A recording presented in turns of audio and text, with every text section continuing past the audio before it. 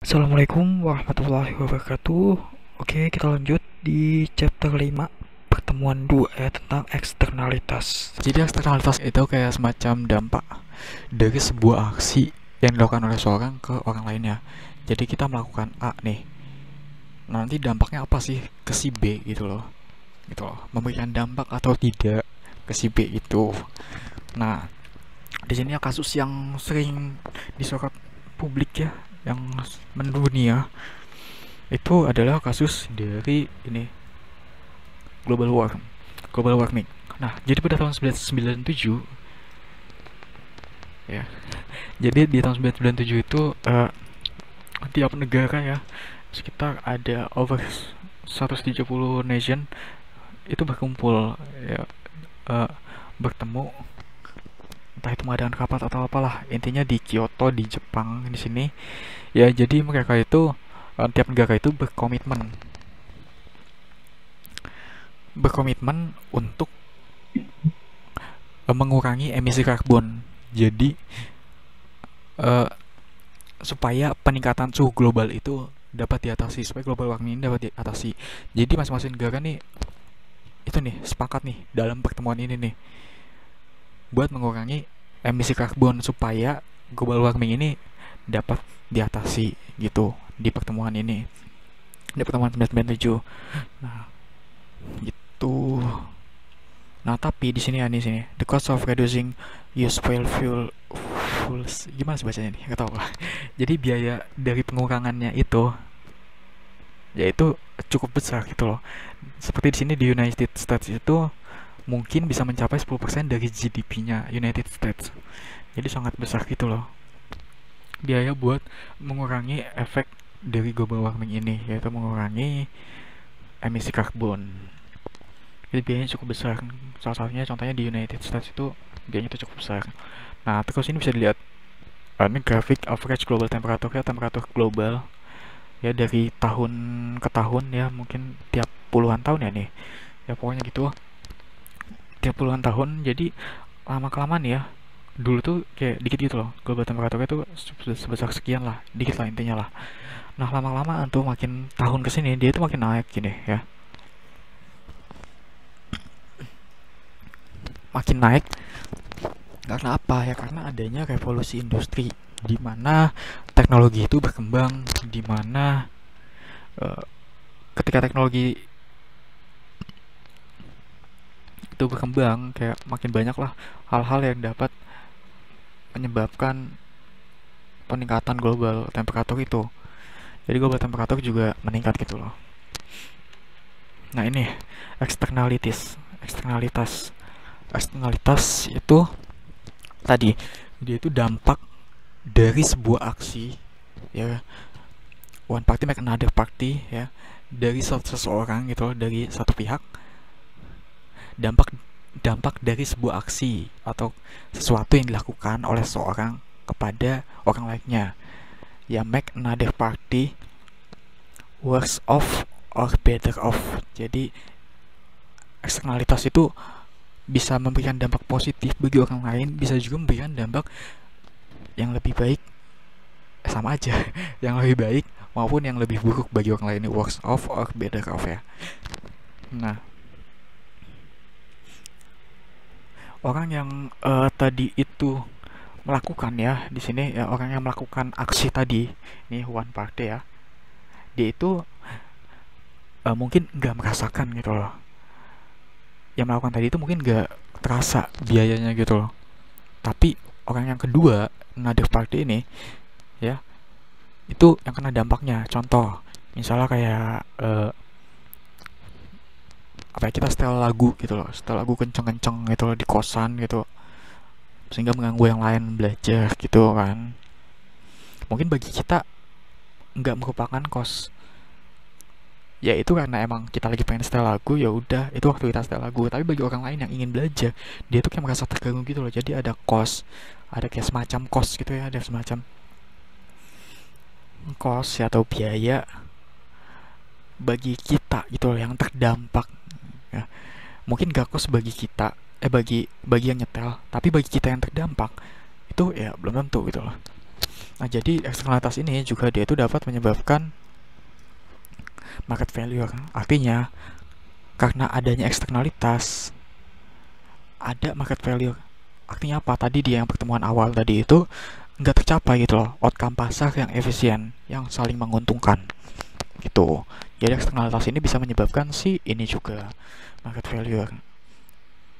Market failure tadi apa? Yaitu kondisi pasar itu nggak efisien, nggak saling menguntungkan gitu loh, nggak tercapai outcome pasar yang saling efisien. Nah, di sini pertama negatif eksternalitas. Jadi eksternalitas itu ada dua, ada positif, ada negatif ya. Nah, sekarang kita bahas yang negatif dulu. Nah, negatif eksternalitas ya. Negatif eksternalitas itu bisa dari dua sisi ya, bisa dari production or dari consumption. Bisa karena kita memproduksi, bisa juga karena kita mengkonsumsi. Nah, yang produksi ini contohnya apa? Produksi ini pollution from steel production. Karena pabrik ya. Jadi karena pabrik itu ya karena pabrik menciptakan suatu produk, suatu barang ya, nanti limbahnya itu, limbah dari pabrik-pabriknya itu bisa aja kayak zat-zat yang mungkin berbahaya gitu loh. Ya mereka kayak asal buang aja gitu loh ke sungai. Nah, ketika dibuang ke sungai, itu kan pada hewan-hewan yang ada di sekitar situ itu tuh akan terdampak gitu. Jadi apa ya? Kalau misalnya ini di luar keuangan publik, jadi kalau misalnya itu loh, ada beberapa indikator kalau di sungai itu yang menentukan bahwa sungai itu masih sehat atau enggak sih. Contoh misalnya kalau misalnya kayak masih ada ikan ini, misalnya kayak masih ada bulus di sana, kura-kura tempurung lunak kayak bulus itu itu kayak bisa menjadi salah satu indikator bahwa sungai itu masih sehat gitu loh, belum tercemar gitu loh. Nah, ketika ada polusi ini ya, ketika ada polusi, ada limbah dari pabrik itu, sungai itu tercemar. Alhasil apa? Harus fisherman, para pencari ikan ya, yaitu kehilangan mata pencahariannya, atau para pencari ikan yang ada di sungai sana itu tuh ya, mereka tuh dapat ikan lebih sedikit dibanding kayak biasanya itu, karena ya ikannya pada mati atau pada berpindah dari tempat itu, karena ya tempat itu emang udah nggak, sangat tidak layak gitu loh buat ikan-ikan itu tinggal gitu. Nah, yang kedua negatif eksternalitas karena konsumsi. Ini produksi, yang satunya konsumsi. Nih, ini konsumsi ya. Nah, yang konsumsi ini itu contohnya itu smoking, merokok ya. Jadi kalau kita merokok, ini karena konsumsi suatu barang ya, kita mengkonsumsi, kita merokok gitu misalnya di tempat umum gitu loh, terus kita di samping teman kita, di samping orang lain yang ada di sekitar kita. Nah, mereka itu bisa jadi perokok pasif yang menyebabkan ya kesehatan itu nanti akan terganggu gitu.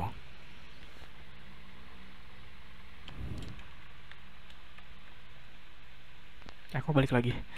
Nah, ini.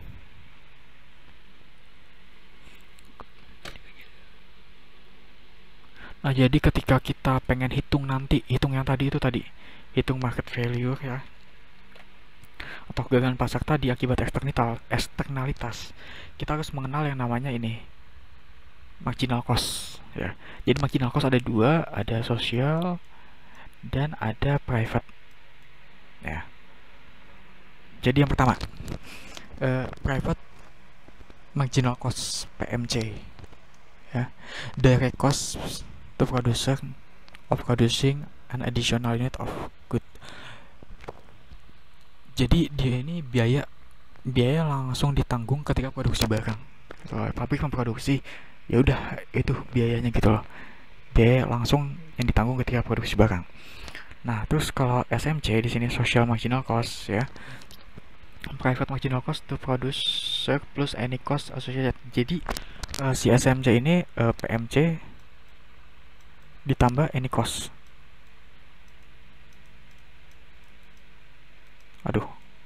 Any cost ya. PMC ditambah any cost. Nah, any cost ini apa? Any cost ini kayak bisa aja biaya-biaya yang terkait produksi barang, ya kan? Biaya yang tadi yang terkait produksi barang yang bisa memberikan orang lain itu terdampak gitu, terdampak akibat produksi kita gitu. Contohnya Nikos ini kayak limbah gitu loh. Secara nggak langsung, ketika kita memproduksi suatu barang dalam sebuah pabrik ya, dia itu akan membuat polusi kan. Nah, polusinya tadi itu ya, itu merupakan sebuah biaya tambahan yang harus diperhitungkan gitu. Jadi ini semuanya ya, ini terkait production externalities. Ini dari sisi productionnya ya, production externalities. Nah, terus yang selanjutnya di sini private marginal benefit PMB. Itu benefit yang diterima. Oh ya, tunggu dulu. Nih, di kurva ini berarti berkaitan sama apa, kurva supply ya. Kurva supply. PMC sama SMC ini ya, berkaitan sama kurva supply. Nah, terus kalau ini yang private social marginal benefit ini dari sisi apa sih, konsumsi, dari sisi konsumen ya, makanya kurva dia itu kurva demand sini. Ini berkaitan sama kurva demand untuk PMB nih ya. Jadi PMB ini biaya benefit private marginal benefit ya, benefit keuntungan yang diterima oleh seseorang atas konsumsi suatu barang itu. Contoh benefit yang diterima sebarang, contohnya apa ya di sini? Gak ada contohnya ya. Contohnya benefit yang diterima seseorang atas konsumsi sebuah barang. Skip dulu, bawa dulu bentar sambil mikir. SMB. Terus kalau SMB ini berarti PMB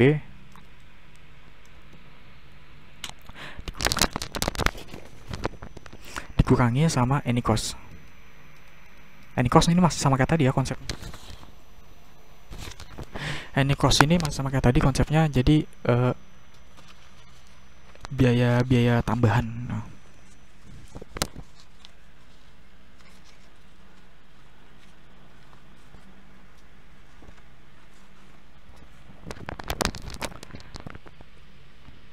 Ini mungkin contohnya kita bisa lihat di kurva aja nanti. Nggak ada kurvanya lagi. Udah, kita gambar dulu coba kurvanya deh. Ini kurva demand atau ini PMB ya. PMB.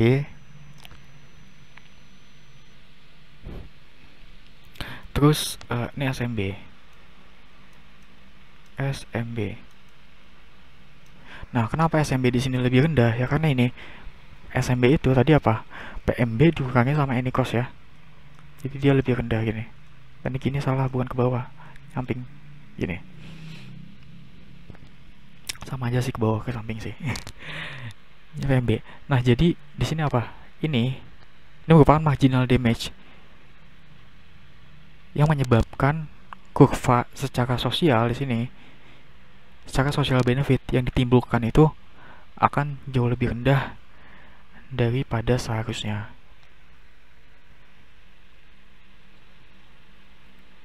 Loss of value in free shop is. Nah, terus ini eksternalitas efisiensi. Bagaimana ya dari yang tadi itu, dari PMC, SMC, dari ini nih 4 tadi ini nih, PMC, SMC, PMB, SMB itu bagaimana mereka itu dapat memengaruhi kondisi efisiensi sebuah pasar ya di sini. Di sini tuh bakal bahas itu. Nah, yang pertama ini efisiensi itu akan terjadi ketika SMC. Ini ada kurvanya nggak ya, sebentar ya? Nah, ada ya. Jadi efisiensi itu akan terjadi ketika SMC itu sama dengan SMB. Nah, jadi nanti kurvanya gini kurang lebih. Ini P ya, biasa nih P ini Q. SMC, salah, SMC bukan ini. SMC ini gini, SMC, SMB. Nah, ini kondisi optimal. Kondisi efisiensi itu di sini. Nanti Q-nya sebesar sekian, harganya sebesar sekian. gitu. Jadi ini merupakan alokasi paling efisien ya, dan ini juga merupakan kayak apa ya, kondisi pasar ya, kondisi standar di pasar itu seperti ini, harusnya berada pada titik equilibrium ini gitu loh.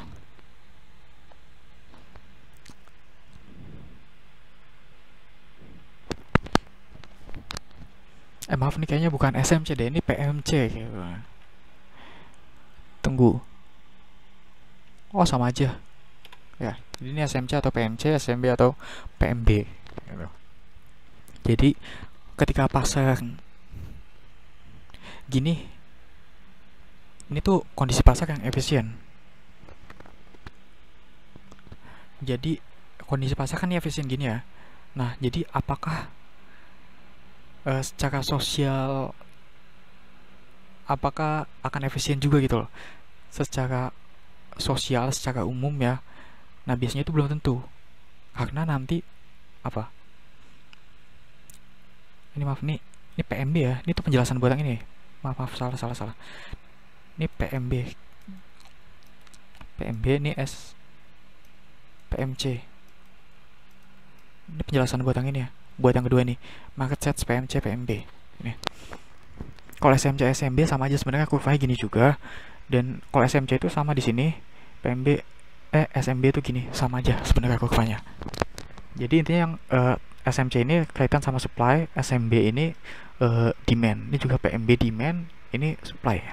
Jadi nanti akan ketemu titik equilibrium di sini, sama aja sebenarnya. When PMC PMB the market is efficient. Nah ini juga market efficient.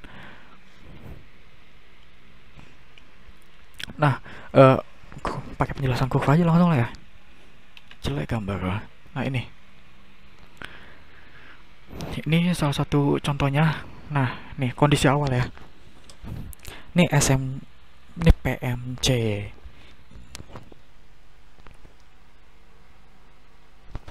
Ini PMC. Ini PMC dan ini PMB. Ini kondisi yang efisien, yang seharusnya itu di pasar itu seperti ini, yaitu dengan barang sebesar Q1 dan P-nya itu sebesar P1. Nah, tapi tadi apa? Social marginal cost itu apa? SMC itu harusnya apa? PMC. Social marginal cost itu rumusnya apa tadi? PMC ditambah sama MD, marginal damage. Jadi marginal damage ini any cost tadi itu loh, dampak yang tadi yang dihasilkan dari kita memproduksi suatu barang.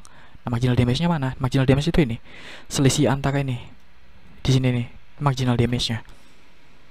Sehingga apa? Sehingga kita akan mendapat kurva ini, kurva SMC ya di sini, sehingga titik equilibrium berubah. Data di sini jadi Q2 di sini dengan tingkat harga sebesar sekian ya. Jadi berubah. Nah, artinya apa? Dia itu akan yang mengalami yang namanya overproduction, kelebihan produksi. Ya, kelebihan produksi ini apa? Ya, belum tentu baik juga, bisa juga buruk gitu loh. Overproduction ini jadi ya kelebihan aja di pasar gitu, jumlah barangnya gitu loh. Kebutuhan di pasar sebesar A misal, ternyata kebutuhan di pasar itu sebesar Q2 gitu, ternyata yang terjadi di pasar itu berlebih, yaitu sebesar Q1. Sehingga apa? Nanti akan ada yang namanya sini DWL ya, DWL. Ini DWL nih, akibat overproduction ini gitu. Nah, balik lagi yang tadi deh, sebentar deh. Nah, ini kalau misalnya yang ini mereka berbeda ya, salah satu mereka berbeda, berarti mereka tuh inefisien. Pasar nggak efisien karena kuantitas barang yang diproduksi di pasar tadi ya biasanya lebih kecil daripada manfaat ekonominya buat masyarakat gitu. Next one nih application ya, ini contoh-contohnya eksternalitas dari SUV ini mobil ya, mobil di Amerika. Coba deh, mobil apa sih? Dari pernyataannya sih mobil, coba pengen tahu sebentar. Mobil SUV, coba kita lihat mobil SUV itu seperti apa. Nah, mobil SUV nih, sebentar ya. Mobil SUV itu jadi mobil gitu loh. Dia tuh mirip apa nih mobilnya? Sport Utility Vehicle, itu singkatan dari SUV.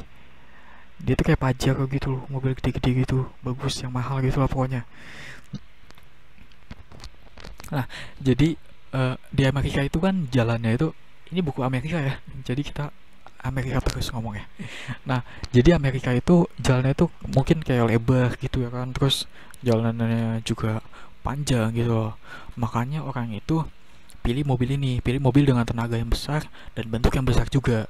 Ini SUV, yaitu mobil SUV ini. Ini kayak semacam Pajero gitulah, mobil gede-gede gitu dan mahal gitu loh. Kayak Jeep juga bisa itu. Pokoknya sebangsa itu, cari aja Google mobil SUV gitu loh. Pokoknya kayak gitu. Nah, jadi sehingga ketika jalannya itu lebar, panjang ya kan, orang itu lebih milih mobil dengan tenaga yang besar ini, ya kan? Nah, tentu aja dengan tenaga yang besar, kapasitas yang besar, bentuk yang besar itu akan memakan energi ya. Yang pertama nih, akan memakan energi yang lebih banyak gitu daripada biasanya. Jadi konsumsi bensin lebih meningkat. Artinya apa? Polusi itu juga akan lebih meningkat ya kan. Compact cars get 25 miles per gallon ya. Tapi SUV itu cuma dapat 20. Jadi apa, konsumsi bensinnya itu dia kayak lebih banyak gitu loh. Jadi polusi itu makin meningkat akibat adanya SUV ini gitu. Nah, yang kedua, wear and tear on roads ya. Jadi kondisi jalan yang kedua dampaknya itu kepada kondisi jalan. Nah, karena mobil ini itu dia itu lebih besar, lebih berat gitu ya kan. Jadi kondisi jalan itu nanti akan cepat rusak gitu. Nah, terus yang terakhir adalah safety externalities ya, dari tingkat keamanan sendiri, aspek keselamatannya itu sendiri.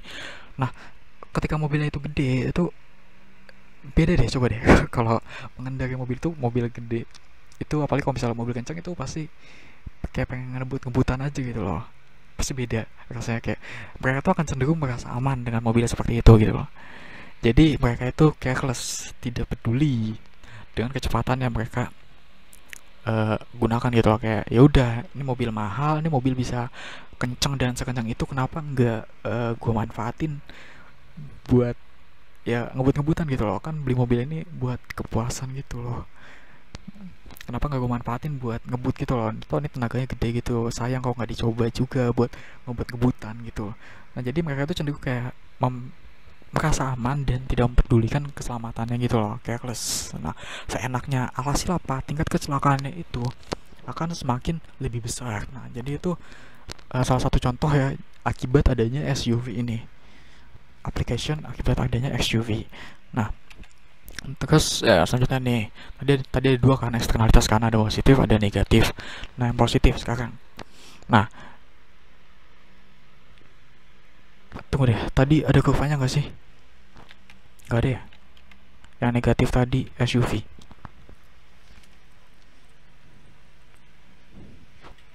Beneran nggak ada kurvanya tah? Ini apa? Positif juga ya.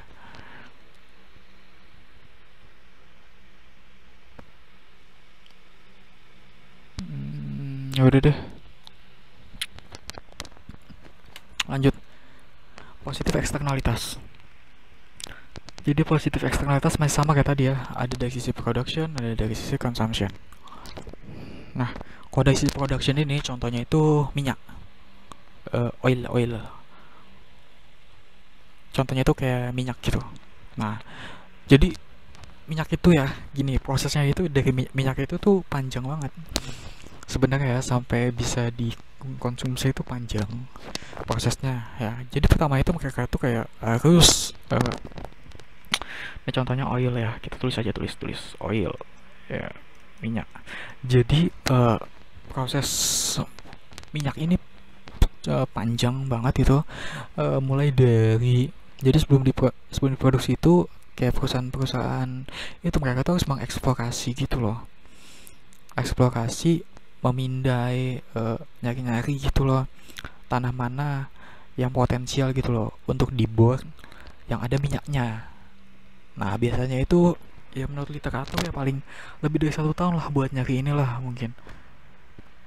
Kayak malah mungkin kayak paling cepat itu kayak 5 tahun gitu loh. Nah sehingga apa? Buat memindai mencari-cari mana sih yang potensial ada minyaknya banyak itu tanahnya.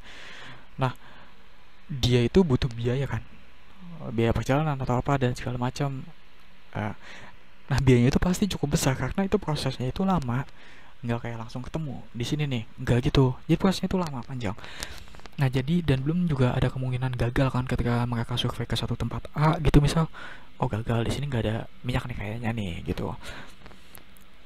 Nah tapi ketika ketemu tempatnya ya, perusahaan A ya anggaplah ini kayak perusahaan A nih, perusahaan itu udah nemuin nih minyak ini selama 1 tahun misal mereka nemuin minyak, pasti ongkos yang dikeluarkan oleh perusahaan A ini jauh lebih besar dibandingkan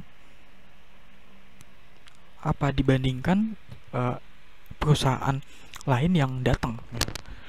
Jadi nanti misal ada perusahaan ini kan perusahaan A nih, perusahaan A udah nemu nih tempatnya nih, tempat yang pas dengan biaya sebesar sekian besar yang udah mereka keluarin gitu loh, dan akhirnya mereka ngebuat di situ bahwa di situ potensial ada minyak dan beneran ada minyak. Nah perusahaan B datang nih, tentu aja kos yang dikeluarkan oleh perusahaan B itu pasti akan lebih kecil karena udah ketahuan tuh di situ ada minyak kan. Nah jadi itu contoh dari positif production eksternalitas gitu loh. Perilaku perusahaan A itu memengaruhi si perusahaan B, menguntungkan si perusahaan B tuh. Kalau yang negatif tadi merugikan yang lain, kalau ini menguntungkan yang lain gitu.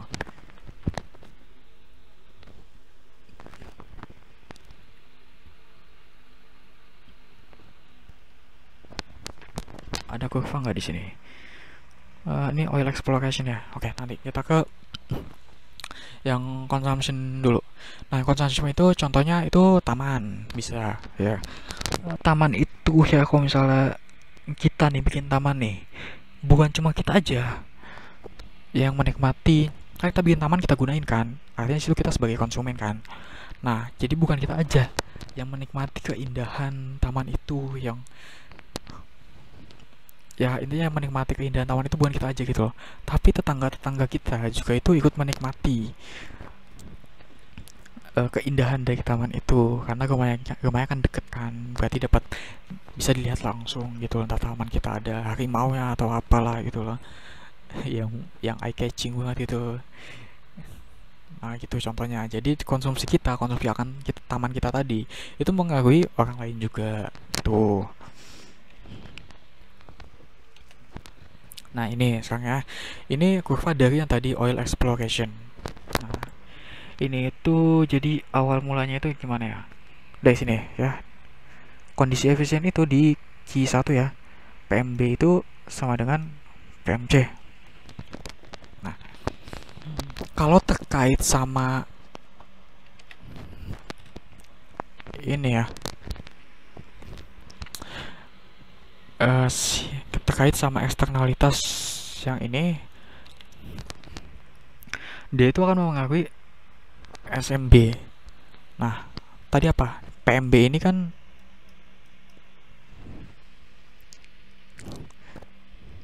ya, ini tunggu deh sebentar.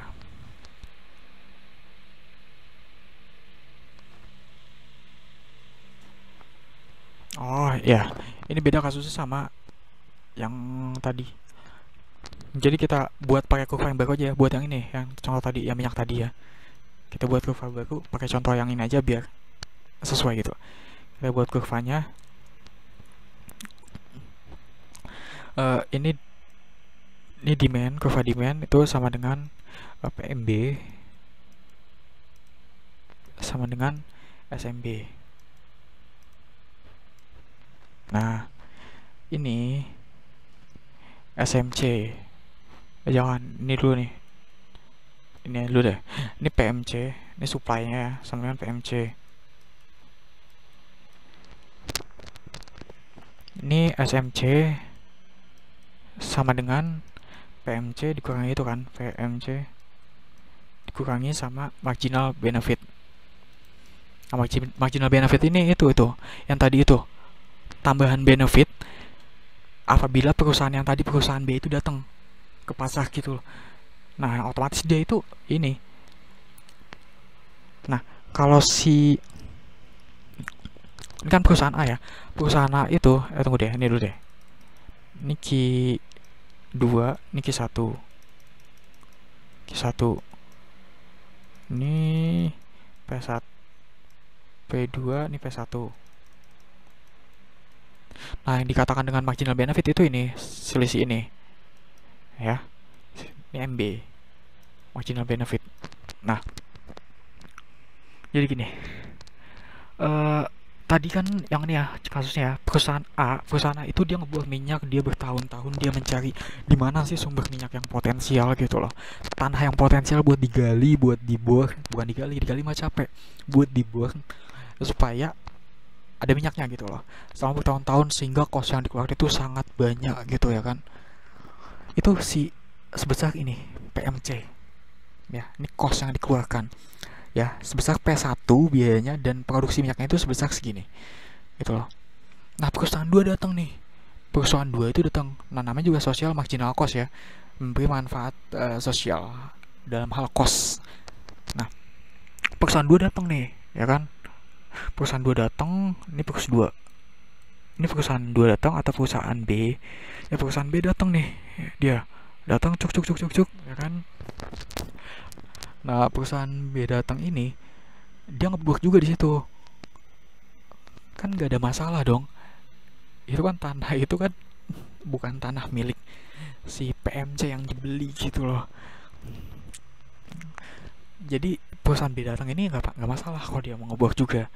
Nah, perusahaan B ini biayanya itu sebesar PMC, sebesar biaya yang sama kayak si perusahaan A. Ini perusahaan A ya, sama kayak si perusahaan A, dikurangi dengan marginal benefit, dikurangi dengan biaya-biaya yang tadi itu, biaya buat mencari mana sih sumber minyak yang ada gitu loh. Karena dia apa, dia itu si B ini, dia itu nggak perlu mencari, ngapain nyari, udah ada di situ, itu tuh sumber minyaknya tuh, ya udah kita gali aja di situ. Berarti dia nggak perlu mengeluarkan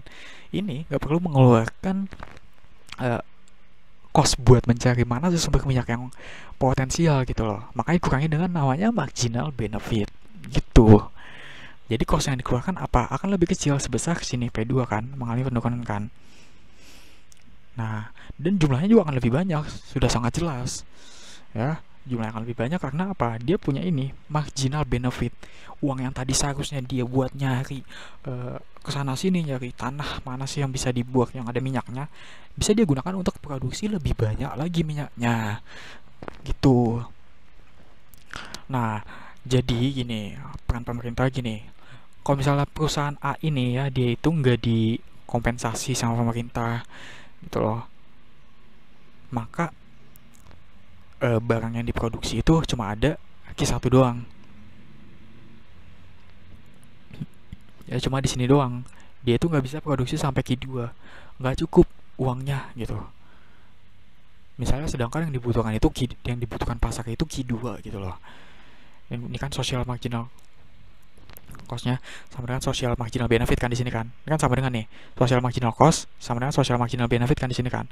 Yang dibutuhkan oleh pasar itu sebesar Q2, yang dibutuhkan oleh masyarakat itu sebesar Q2.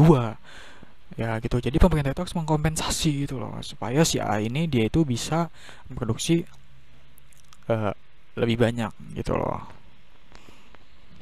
Alhasil apa? Kalau misalnya si A ini nggak dikasih kompensasi, alhasil apa? Under production. Produksinya itu cuma yang Q1 aja. Pemerintah masyarakat itu butuhnya sebesar Q2 gitu. Gitu. Eksternalitas. Udah nih ya, ini sama kayak tadi, sama aja. Nah, selanjutnya saya napas dulu.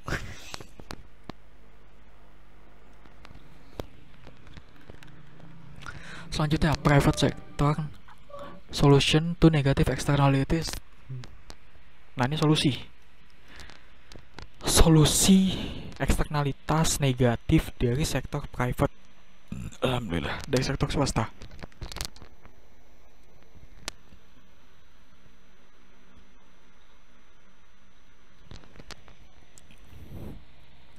Dari sektor private. Nah, Eh,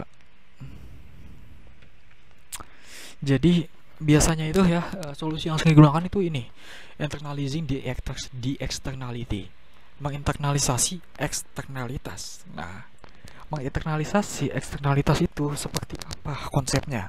Jadi ya, menginternalisasi eksternalitas itu kita itu bisa mengatur nih bagaimana supaya tadinya yang tambahan biaya tadi atau tambahan benefit itu bisa dikoreksi maksudnya diperbaiki lah ya, lewat mekanisme yang sudah ada di pasar gitu loh. Nah, salah satunya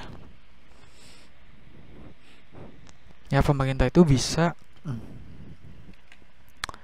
ini belum ya. Jadi salah satu contohnya itu untuk menginternalisasi eksternalitas itu ulang dulu deh. Internalisasi eksternalitas itu jadi kita itu bisa mengatur nih bagaimana tadinya supaya biaya tambahan tadi yang marginal tadi ya, tambahan biaya atau tambahan benefit bisa dikoreksi.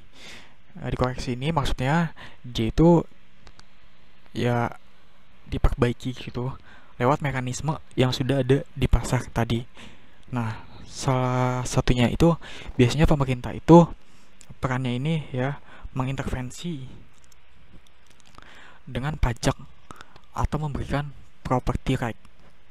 Property right itu apa ya, hak milik ya, property right itu hak milik.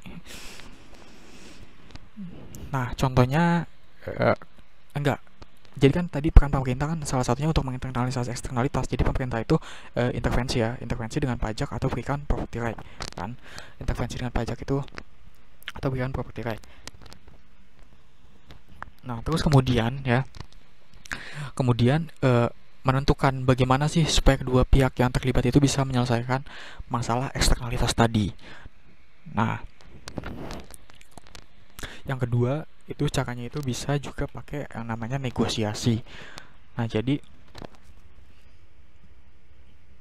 setelah pemerintah menentukan tadi tuh yang property right-nya tadi kan, sejumlah aturan terkait bagaimana hak setiap pihak tadi ya, property right tadi ya, itu dilakukan negosiasi. Nah, misalnya kayak steel producer ya nih, produksi baja itu menyebabkan sungai tercemar sehingga mata pencarian di si fisherman ini kayak terganggu gitu loh. Nah, solusinya apa? Jadi pemerintah itu harus menerapkan kebijakan nih. Pemerintah itu nyuruh perusahaan itu buat bayar kompensasi kepada fisherman ya, atau perusahaan ikan yang beri kompensasi kepada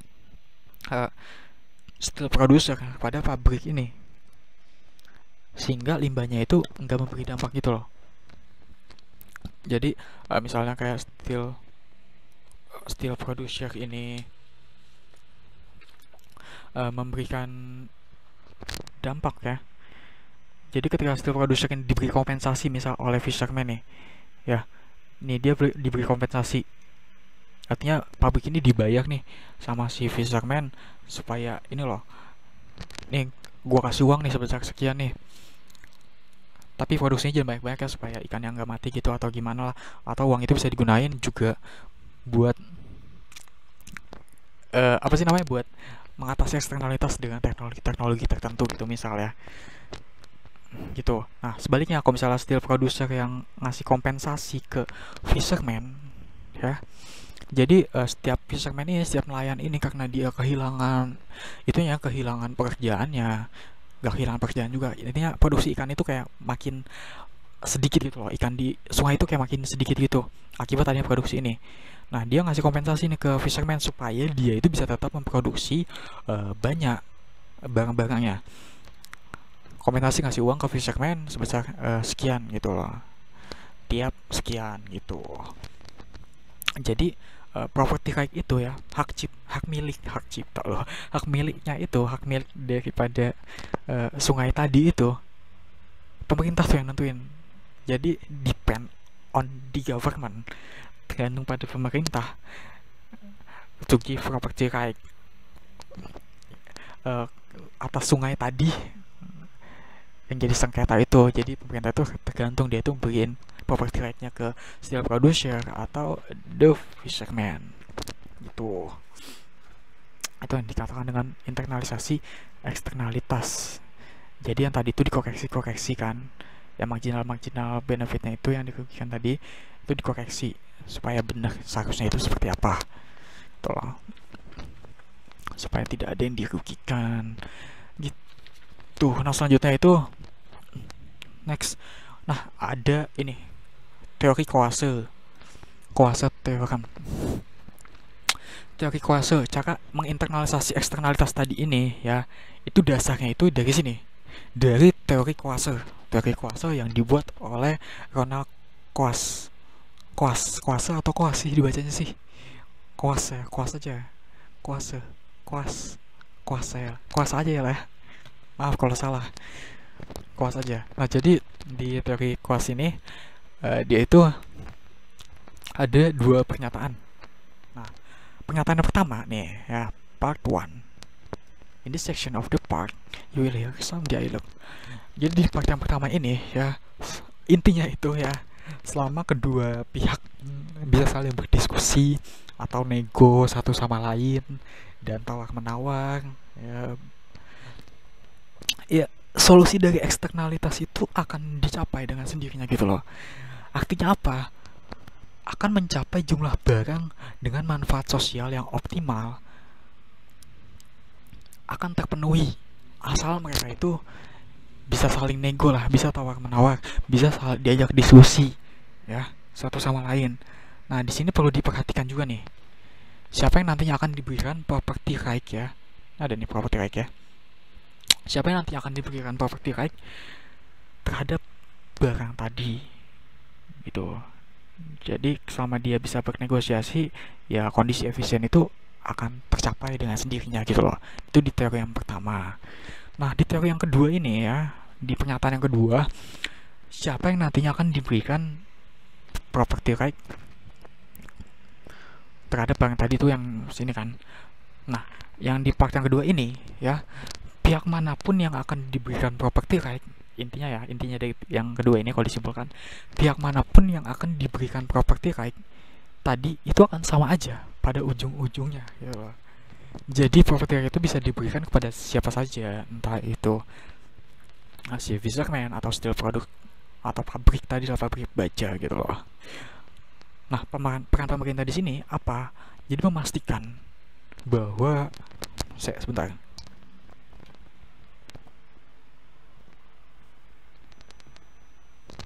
Nah, jadi peran pemerintah di sini apa ya untuk internalisasi eksternalitas? Nah, jadi peran pemerintah itu, nah dia itu jangan dia pemerintah itu ya udah pemerintah itu harus memastikan bahwa property right tadi itu benar-benar ditegakkan, diberikan kepada yang seharusnya menerima gitu loh. Artinya pihak yang diberikan property right tadi benar-benar pihak yang harus dilindungi haknya gitu loh. Nggak boleh sampai salah pilih nih pemerintah ini ya. Jadi sebisa mungkin peran pemerintah itu dibatasi gitu loh, karena ya nanti masalahnya itu akan selesai dengan sendirinya, masalah eksternalitas sendiri ini. Jadi peran pemerintah itu sebisa mungkin dalam hal ini ya kayak dibatasi gitu loh, hanya dalam rangka menegakkan hak milik tadi, property right itu tadi gitu. Nah ada kurva lagi, ayo kita masuk ke kurva. Banyak banget kurvanya. Nah jadi masuk lagi ke kurva awal itu di sini ya, seperti biasa PMB sama dengan PMC, seharusnya itu seperti itu ya, PMB sama dengan PMC. Nah ya, nah di sini ada payment. Nah ini solusi buat mengatasi itu tadi, pakai yang namanya payment, pakai namanya pembayaran. Nah di sini tuh ada namanya marginal damage sebesar 100 ya. Jadi kerugian akibat adanya polusi limbah itu, jangan kerugian deh, kayak semacam dampak ya, yaitu sebesar 100. Di sini marginal damage-nya 100 ya. Nah nanti inilah yang dinamakan dengan dikoreksi. Ini harus dikoreksi. Artinya apa? Tunggu deh, ulang dulu ya. Dari ulang. Nah, yang pertama itu kan tadi kondisi awalnya di sini kan. Jadi PMB itu seharusnya kondisi idealnya itu sama dengan PMC ya. PMB sama dengan PMC di sini. Ini kondisi idealnya, kondisi awal seharusnya. Nah, tadi karena adanya eksternalitas, sehingga apa, SMC-nya itu kan PMC tambah marginal damage kan, sehingga akan membentuk PMC2, PMC yang baru, yaitu sebesar sekian. Nah, selisihnya ini sebesar 100 nih, marginal damage-nya, ya kan, dampak daripada eksternalitas tadi itu sebesar 100. Nah, inilah yang harus dikoreksi. Nah, untuk mengoreksi kondisi pasar yang seperti ini, ya, kita bisa tegakkan yang namanya property right. Property right ya kita berikan kepada nelayan atau pabrik, ya itu peran pemerintah harus adil gitu loh, harus sesuai, harus benar-benar pihak yang dilindungi itu, pihak yang dilindungi haknya itu yang mendapatkan property right itu. Nah, solusinya apa di sini, nanti dia itu pakai payment ya.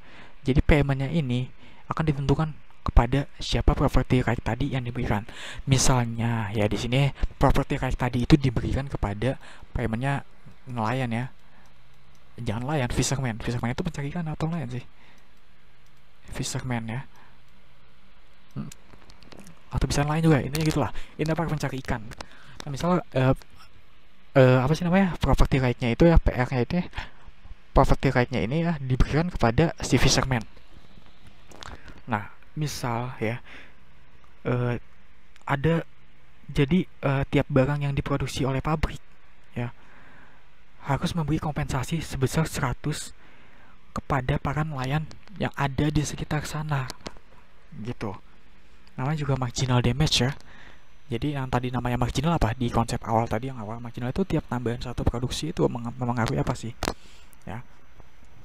Jadi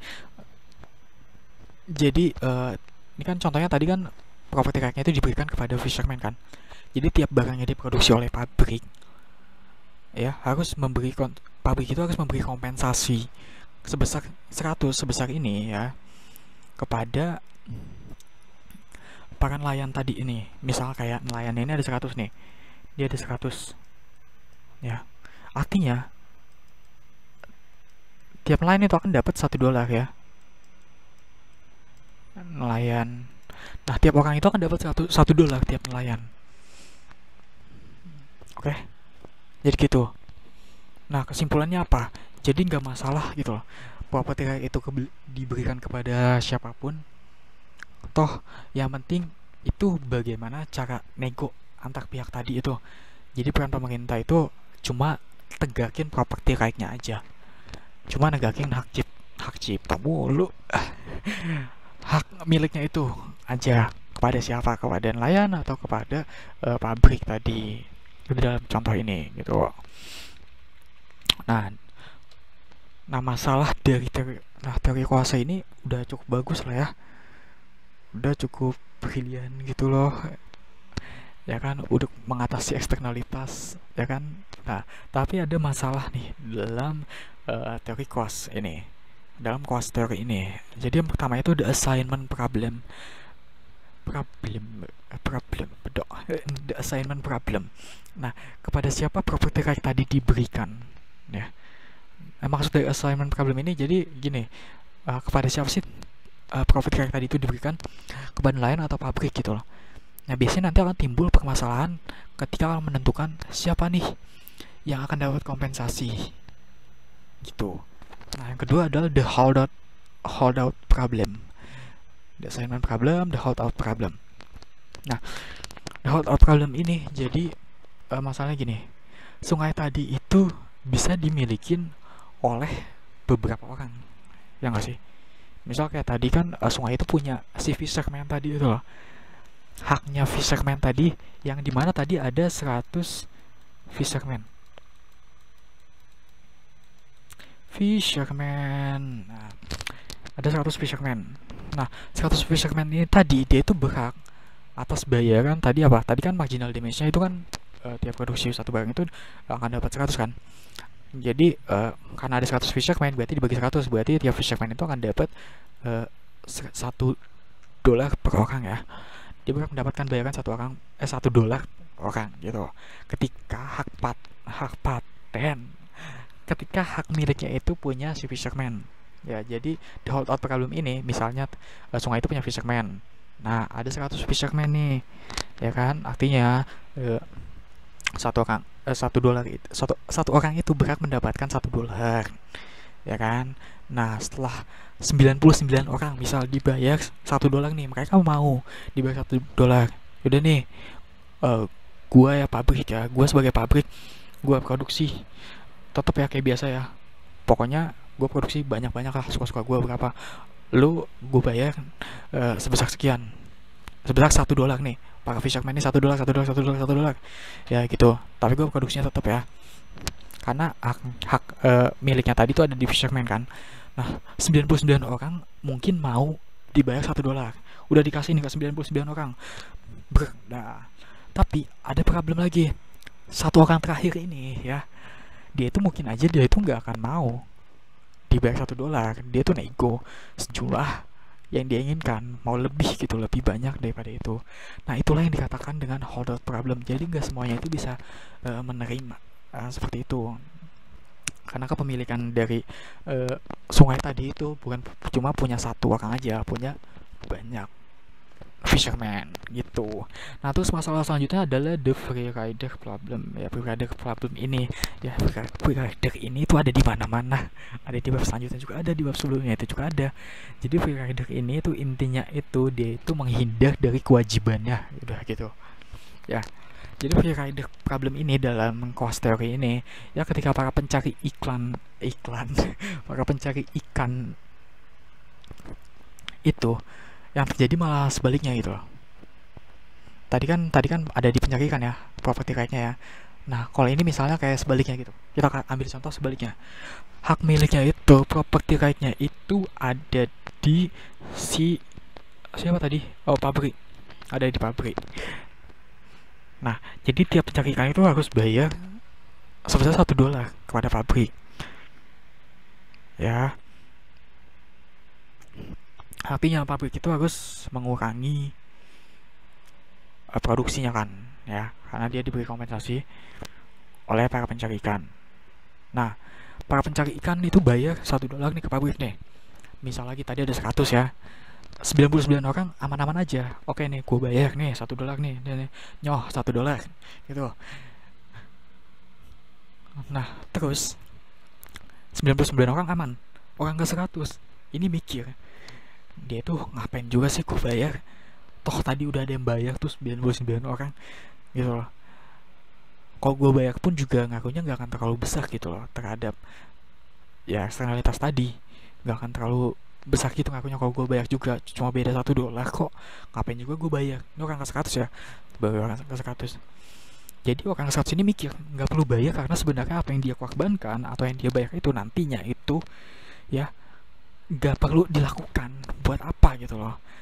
Pada akhirnya manfaat atau keuntungan yang dirasakan oleh masyarakat itu yang nggak akan jauh beda, karena atau perbandingannya kayak jauh banget loh, 99%, 99 banding 1 gitu, yang 99 bayar, yang 1 nggak bayar, ya udah, toh dia mikir dia nggak akan masalah kalau misalnya dia nggak bayar.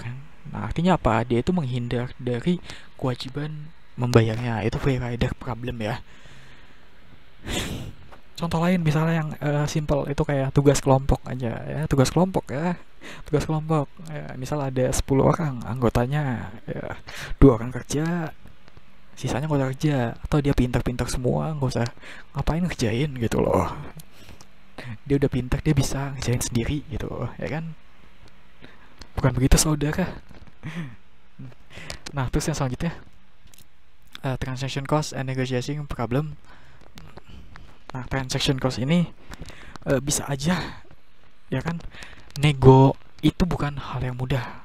Tadi kan di teori cost ini dia itu nego kan, ya kan. Ketika mereka bisa nego ya udah, masalah itu selesai gitu loh. Nah, tapi bisa aja negosiasi itu bukan hal yang mudah, dia itu merupakan hal yang kompleks. Contohnya itu kayak misal permasalahan dalam hal global warming ya. Nah, di sini dalam hal global warming. Nah, dalam hal global warming ini ada banyak pihak. Gak jelas pihaknya siapa aja. intinya banyak yang menyebabkan itu dari negara B, intinya banyak banget. Nah, itu sangat susah loh, kompleks banget buat menentukan berapa besar tanggung jawabnya. Jadi negara itu berapa besar sih tanggung jawabnya terhadap global warming, negara B berapa sih? Itu susah buat ditentukan berapa besar tanggung jawabnya terhadap pihak yang ada yang terlibat dalam kasus ini gitu loh. Intinya dari teori Koase ini itu sangat bagus ya teorinya ya. Jadi kita bisa mengatasi eksternalitas tanpa peran banyak dari pemerintah. Jadi pemerintah itu tadi itu cuma apa? Ya cuma menentukan properti rightnya aja. Jadi pasar itu bisa menyesuaikan dengan sendiri untuk menghasilkan manfaat yang optimal buat masyarakatnya. Namun ada beberapa problem ya. Ya tadi ada ini ada empat problem dalam teori kuasa ini ya, yang tanpa intervensi dari pemerintah.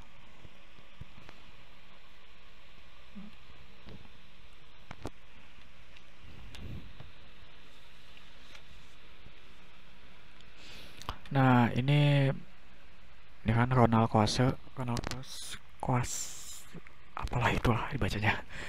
Nah, terus selanjutnya dari public sector, yang tadi kan dari private sector ya. Dari private sector tadi itu dari private sector.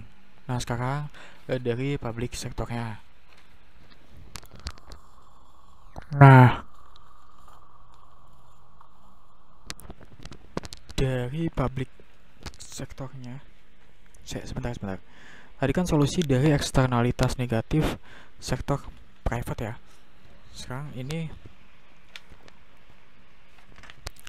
sebentar deh. Ya sekarang ini itu dari public sektornya, bagaimana dari public sektornya ya untuk memperbaiki eksternalitas tadi. Public sector remedies for externalities. Oke, jadi ada 3 alat. Ya, ada 3 alat. Yang pertama itu corrective taxation, pengenaan pajak. Nah, ini itu untuk memberikan kompensasi kepada masyarakat yang dirugikan atas eksternalitas. Contohnya dalam hal tadi itu si nelayan ya dirugikan ya, ketika itu berhubungan langsung sama pemerintah. Ketika dia berhubungan sama pemerintah, ya maka itu ya diberikan kompensasi. Uangnya dari mana? Uangnya dari pajak. Atau ya bisa aja pajak ini itu kayak semacam cukai gitu. Kayak semacam apa ya? Intinya dia tuh kayak semacam untuk mengurangi produksi gitu loh.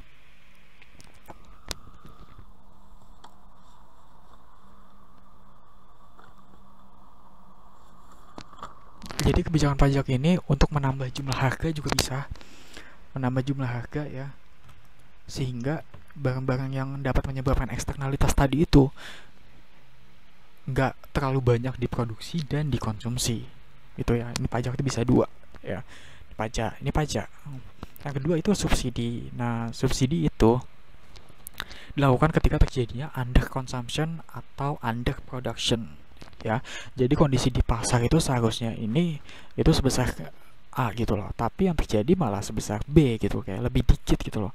Nah disinilah subsidi berperan, jadi supaya barang yang ada itu bisa jauh lebih banyak diproduksi. Contohnya dalam hal yang tadi itu apa tadi, minyak ya. Jadi minyak itu ya tadi kan karena kosnya itu terlalu besar, jadi perusahaan A itu nggak bisa memproduksi lebih banyak lagi karena kosnya itu ya udah nggak ada gitu loh, biayanya itu udah ya entek nggak ada biayanya.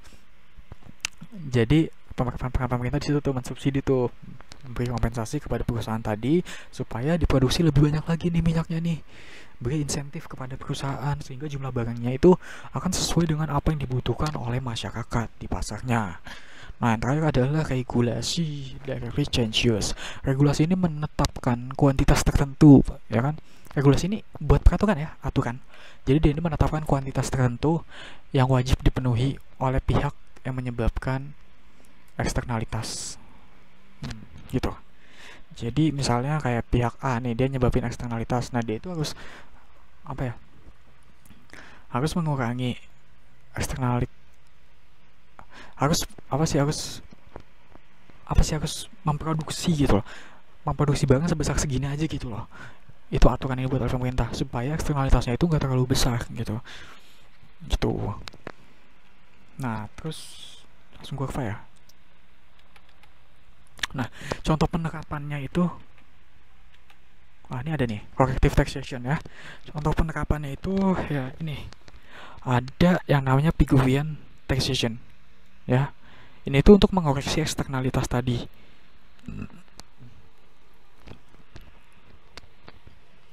Ya, ada Pigouvian taxation untuk mengoreksi eksternalitas. Nah, kita masuk ke kurva coba. Nah, di sini.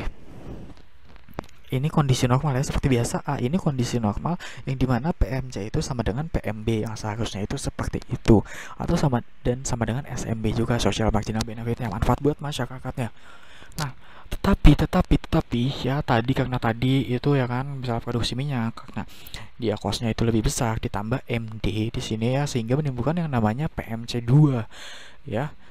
PMC2 sehingga menimbulkan yang namanya PMC2. Nah, di sini ada yang namanya marginal damage nih, selisih antara ini nih, di sini nih ya. Ini marginal damage-nya ya gini. Nah, ini tuh apa? Ini tuh dia tuh overproduction.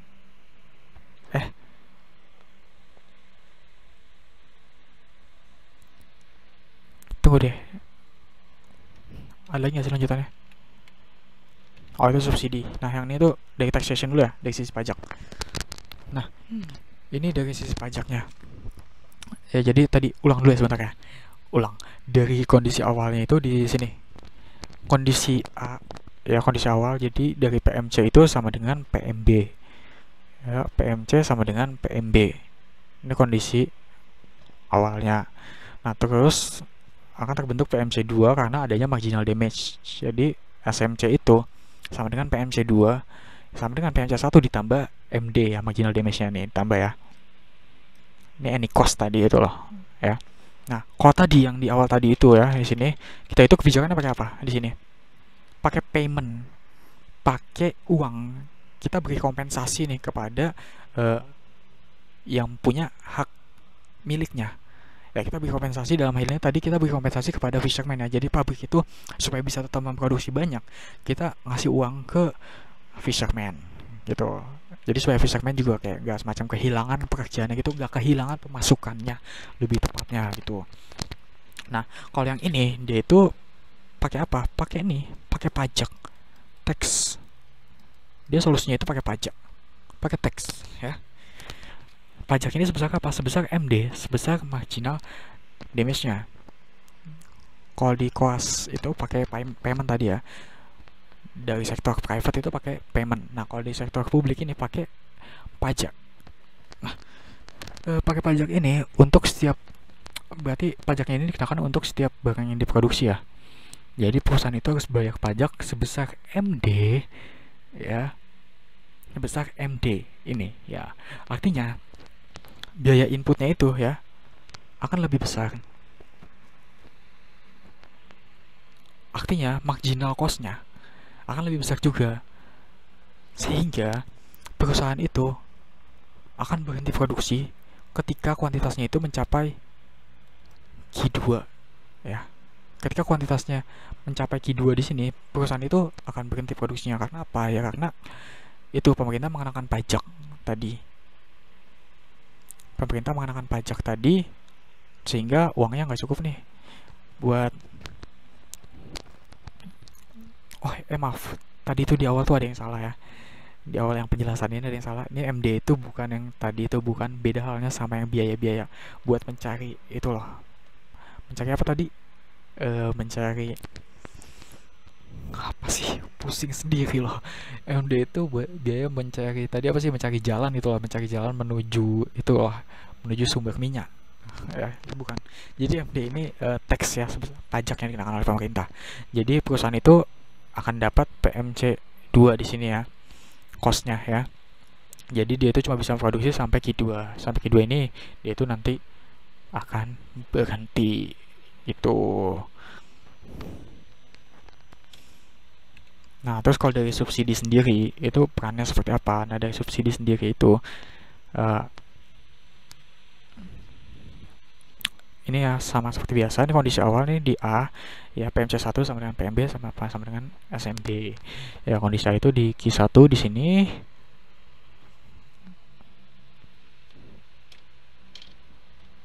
Di Q1 dan nah, ada marginal benefit ya di sini. PMC2, PMC1 dikurangi sama marginal benefitnya. Artinya apa? Biaya produksi yang pertama tadi ini sebesar sini kan, karena ada subsidi dari pemerintah sehingga biaya produksinya itu lebih dikit. Nah, ini baru cocok sama yang tadi, sama yang mencari jalan menuju minyak gitu tadi ya. Disubsidi oleh pemerintah sehingga biayanya itu lebih kecil. Nah, sehingga apa produksi itu akan jauh lebih besar juga ya. Seperti itu.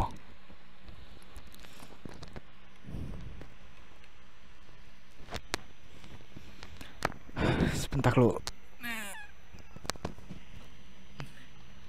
Nah, selanjutnya itu dari sisi regulasi ya. Penerapan regulasi ya. Nah, regulasi ini ketika kondisi ideal itu tercapai, nah dua alat tadi itu akan menemukan dua alat yang tadi itu loh. Regulasi sama ini Pigouvian taxation and regulasi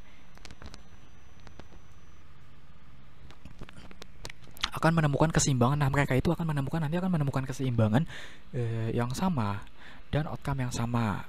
Nah, jadi selama ini regulasi itu banyak dipakai ya karena inilah traditional choice, pilihan tradisional, terutama di US ya di sini. Di US untuk mengatasi eksternalitas. Nah, namun nanti kalau misalnya kita lihat ya antara regulation and taxation ya, antara regulasi dan pajak itu akan ada sedikit perbedaan nanti ya. Walaupun nanti outputnya sama. Tadi di awalnya dikatakan apa? Taxation and regulation itu would be identical, ya kan? Dia itu nanti mereka berdua ini akan menemukan keseimbangan yang sama dan outcome yang sama. Gitu. Mereka akan menemukan keseimbangan yang sama dan outcome yang sama. Nah, nanti sebenarnya itu kalau dilihat antara regulasi dan taxation ini dan pajak akan ada sedikit perbedaan bagaimana cara mencapai outcome yang efisiennya. Ya, kadang regulasi ini lebih fleksibel ya dibandingkan dengan pajak. Nah, ini dia kurva yang ini kurva ya, ya betul sih. Distinction between price and quantity approaches to addressing externalities basic model. Nah, ini model dasarnya distinction between price and quantity. Nah, ini ya. Oke, di kurva ini bahwa PMB-nya itu bahwa demand-nya itu ya akan sama dengan private marginal benefit-nya. Artinya apa? Berapapun ini ya mau reduction-nya, ini tingkat polusi di sini itu makin bagus ya. Polusinya itu makin berkurang. Kalau sini itu makin berpolusi, ke sini itu makin berkurang, sini makin berpolusi. Dan yang ini itu cost-nya ya untuk mengurangi polusi tersebut tadi. Ya. Semakin banyak yang akan kita kurangkan, jadi semakin banyak juga cost-nya. Seharusnya itu seperti itu kan. Nah, jadi PMB-nya ini sama dengan demand-nya. Artinya apa? Berapapun polusi yang dihasilkan, nah dia itu akan mau mengeluarkan biaya nol. Berapapun pengurangan polusi yang dihasilkan, ya dia akan mau mengeluarkan biaya sebesar nol aja. Atau ya dia itu nggak peduli gitu loh. Pokoknya ya polusinya itu sebesar apapun ya udah nggak peduli, gue nggak mau bayar gitu loh. Gitu kasarnya gitu ya terhadap polusi yang dihasilkan tadi itu. Nah, terus di sini ada S ya, supply-nya itu PMC sama dengan SMC. Nah, kurva supply untuk mengurangi polusi, makin banyak polusi yang berkurang, makin banyak biaya juga yang dikeluarkan untuk polusi itu, ya kan. Contoh di sini kan more reduction kan, makin banyak pengurangan di sini, ya nanti biayanya makin banyak, ya seperti itu ya, samalah seperti konsep supply pada umumnya gitu. Nah, ketika pemerintah ingin menetapkan pajak, maka harus tetapkan berapa marginal damage ya ini setiap pengurangan polusi tadi. Nih, polusinya bisa berkurang sekian. Nah, pemerintah itu harus netapin berapa marginal damage-nya setiap pengurangan polusi, berapa nilainya. Jadi tiap pengurangan polusi ini ya bisa memberikan manfaat sebesar 100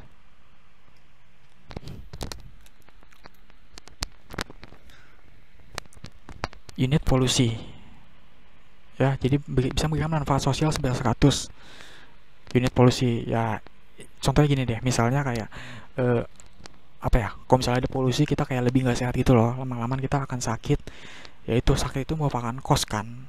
Nah itu ketika polusi itu berkurang, ya ini merupakan itu keuntungan kita.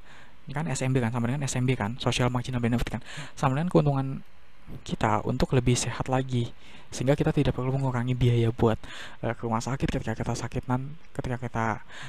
sakit ya akibat adanya polusi. Tapi ketika polusi berkurang, itu kita kan kayak semacam secara nggak langsung kita itu untung gitu loh sebesar 100 ini itu. Nah jadi T-nya itu sama dengan MD ya, ini sama dengan T. Nah sehingga akan menyebabkan perusahaan itu untuk berpikir ulang tuh, dengan adanya kebijakan pajak ini, sehingga perusahaan itu akan berpikir ulang ya. Jadi misalnya perusahaan nih, dia itu nggak mengurangi pengurangan polusi, nggak melakukan pengurangan polusi ya ini ya. Jadi tiap menghasilkan produk akan hasilkan polusi ya, sehingga dia itu bakal kena pajak sebesar 100 ini. Oke. Kalau dia nggak ngurangin polusi, dia itu akan kena pajak sebesar 100. Kalau dia ngurangin polusi, dia nggak akan kena pajak karena udah ada cost yang dia keluarkan untuk mengurangi polusi ya. Makanya dari itu perusahaan itu berpikir ulang lagi.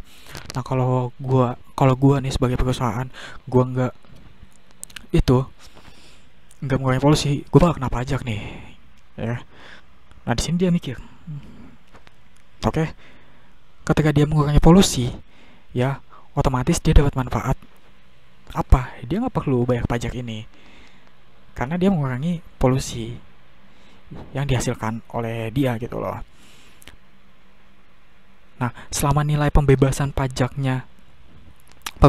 itu maksudnya ini ya, dia itu nggak kena pajak ini selama nilai pajaknya ini ya, nilai yang bisa dia hindari untuk bayar pajak itu lebih besar dari biaya yang dikeluarkan ya, maka dia akan terus mengurangi polusi ya.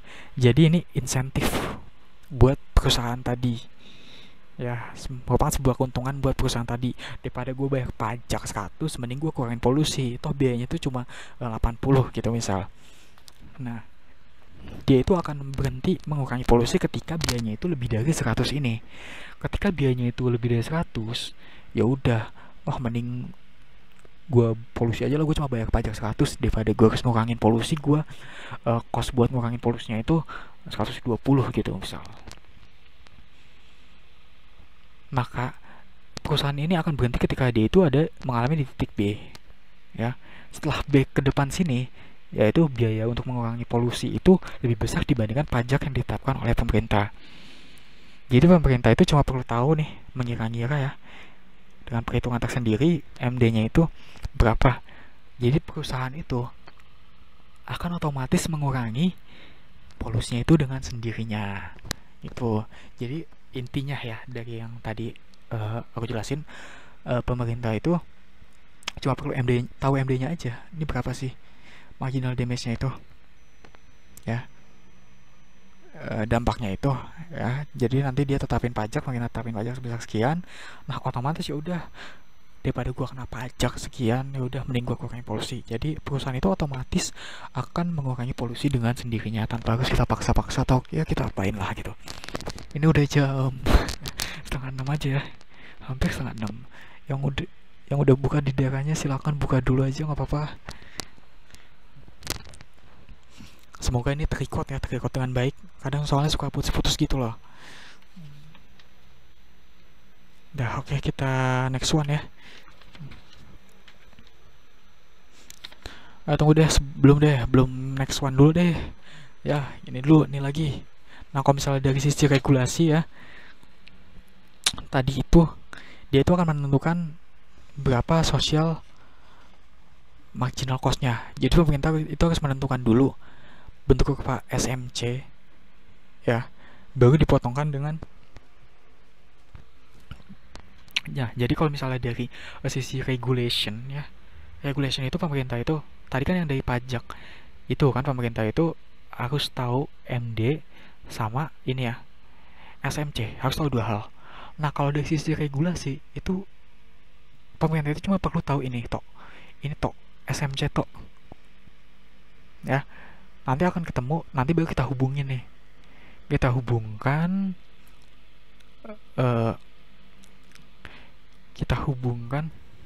jadi regulasi itu tadi kita menentukan besarnya SMC aja kan. Jadi pemerintah itu menentukan dulu SMC-nya, baru dihubungkan, nanti dipotongkan ya dengan kurva marginal benefitnya, sehingga akan ketemu titik B ini.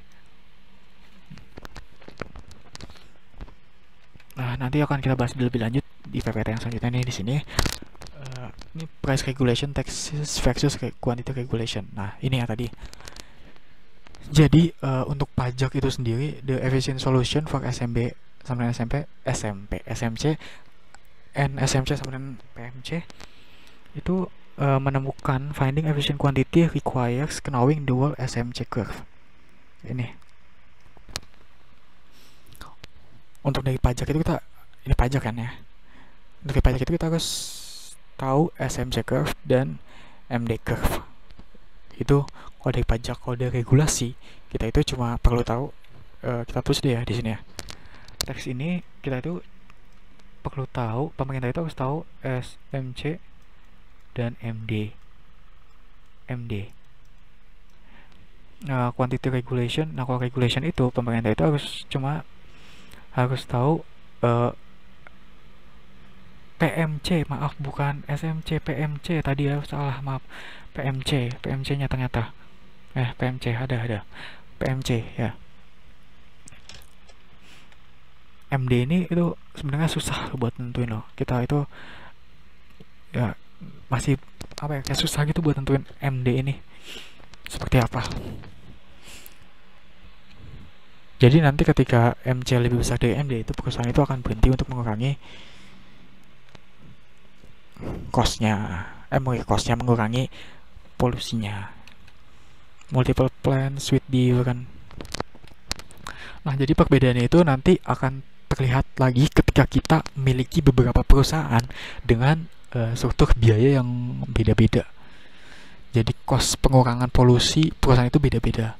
Misal kayak perusahaan jadul perusahaan yang udah kuno gitu ya, perusahaan yang lama yang masih menggunakan semua yang tradisional, itu pasti polusinya itu akan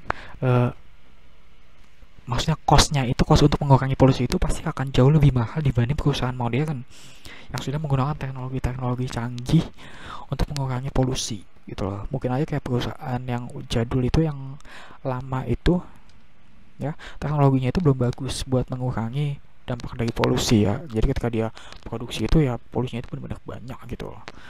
Beda halnya sama ketika pakai teknologi, mungkin polusinya itu akan lebih sedikit gitu. Apa ini ya. Oke, langsung aja kita masuk sini ya, coba. Multiple plants with different reduction cost. Nah, di sini MCA ini kita anggap sebagai perusahaan baru ya. Ini perusahaan baru yang tadi dimana dia itu cost-nya itu lebih kecil ya, kok ketika dia ingin mengurangi reduction pollution. Ini perusahaan lama ya, yang teknologinya itu masih jelek lah, anggaplah seperti itu ya. MCB A ini perusahaan baru dan B ini perusahaan yang lama.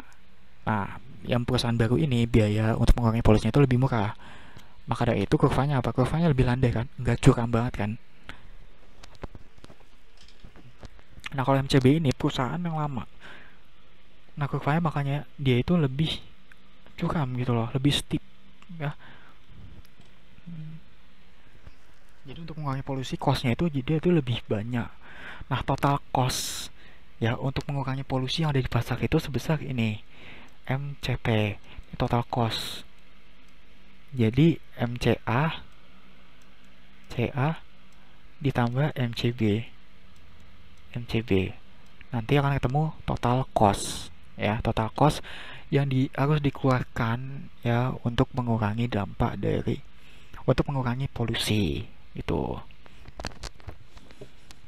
Nah ini misalnya dari sisi regulasi ya, ketika pemerintah menetapkan regulasi, misalnya nih total yang harus dikurangin pokoknya itu sebesar ini yang dimandatkan ya, sebesar 200 ya. Maka tiap perusahaan, karena di sini kasusnya ini kita punya dua perusahaan ya, ada dua perusahaan, maka tiap perusahaan itu akan dapat mandat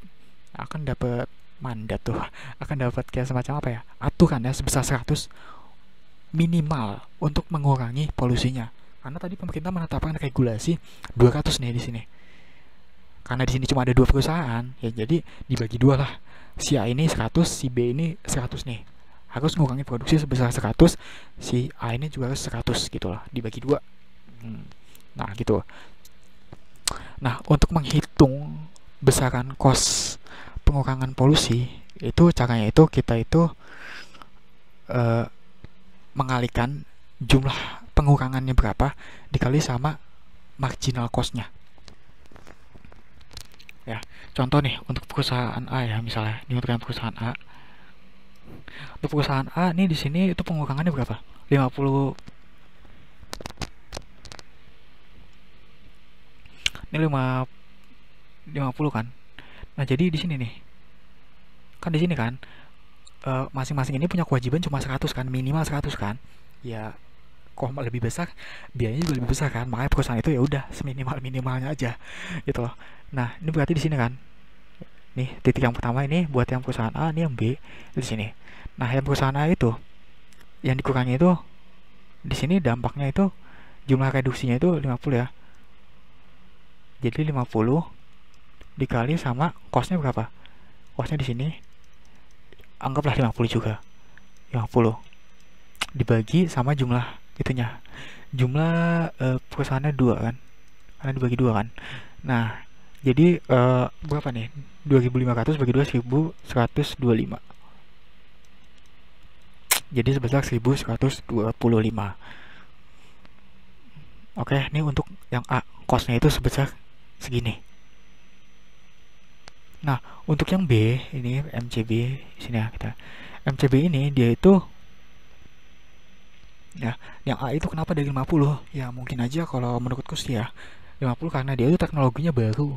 Teknologinya baru sehingga apa polusi yang dikurangi itu ketika dia produksi itu nggak mungkin nol. Kayak dia itu secara otomatis dia produksi nih. Kayak dia itu udah otomatis kayak mengurangi apa sih, mengurangi polusi gitu loh. Makanya dimulai dari sini. Itu menurutku gitu ya, analisa dari kurva ini gitu. Makanya dia mulai dari titik 50 sini karena dia secara otomatis udah mengurangi 50 ketika dia produksi. Maka tinggal dari 50 sampai 100-nya aja nih yang perlu diatasin gitu loh. Itu analisaku gitu. Nggak tahu betul atau salahnya ya. B. Jadi untuk yang perusahaan B ini berapa? Ini 100 kan. Total yang harus dikurangin itu 100 dikali sama costnya dia berapa? 100. Costnya dia berapa di sini? Di sini kan costnya kan 100 kan yang harus dikurangin, bukan di sini kan. Costnya yang harus dikurangin ini anggaplah ini berapa ya? 2 kali lipatnya, 200 ya. Jadi bagi 2 jumlah perusahaannya jadi total 10.000. Nah, jadi total 10.000. Nah, total costnya berapa? Total costnya itu ini. Dia itu ditambah ya, yang MCT ini, yang namanya MCT ini ditambah udah, kalau mau buka aja cuy, cabut aja. Jangan belajar mulu, capek. Semoga ini terrecord dengan baik sih ya, nanti diupload di YouTube. Ya, jadi total costnya MCT-nya itu Jadi MCT-nya ini ya itu sebesar 11.125 ya. Total dari MCA sama MCB ya 11.125. Ini total cost kalau misalnya kita pakai regulasi ya. Jadi biaya ketika regulasi ditetapkan itu sebesar segini gitu loh. Jadi makin tinggi tingkat biaya yang dikeluarkan, di situ ada opportunity loss ya. Jadi sebisa mungkin sih kita mengurangi ini sih, biaya untuk mengurangi polusi ini. Tapi kita harus memenuhi kewajiban pemerintah juga dong, ya kan. Nah, ketika dia biayanya makin besar ya kan, artinya apa? Perusahaan itu akan lebih sedikit memproduksi gitu loh. Kalau mau cabut-cabut aja ya cuy, ini dikit lagi selesai kok.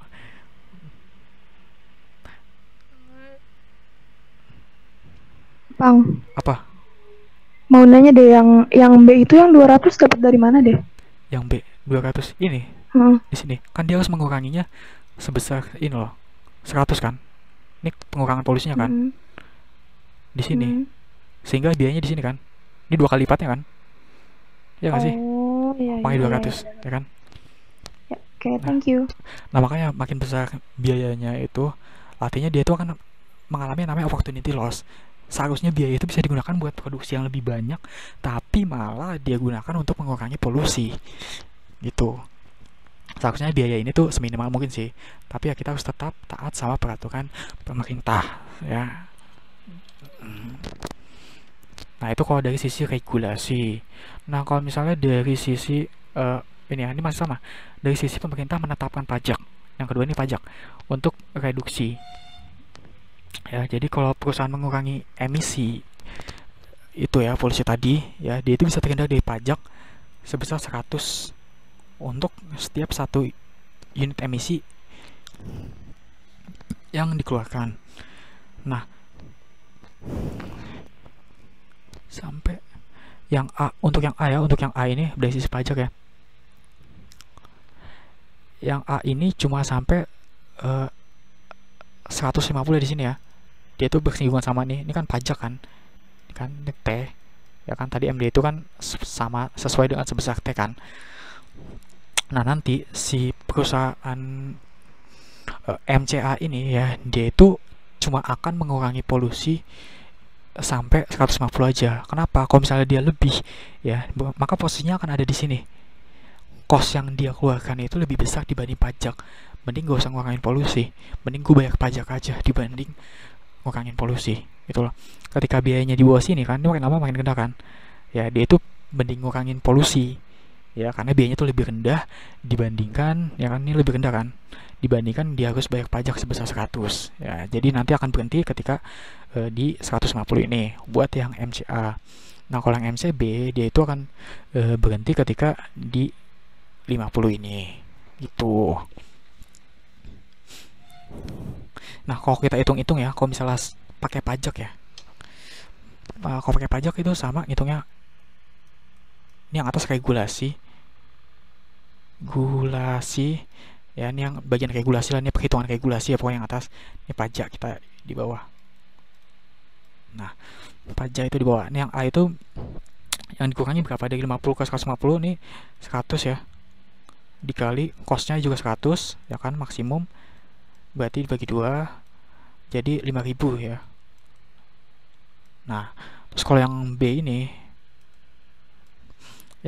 costnya 100 ya, sama costnya pasti dikali sama dia pengurangannya berapa, 50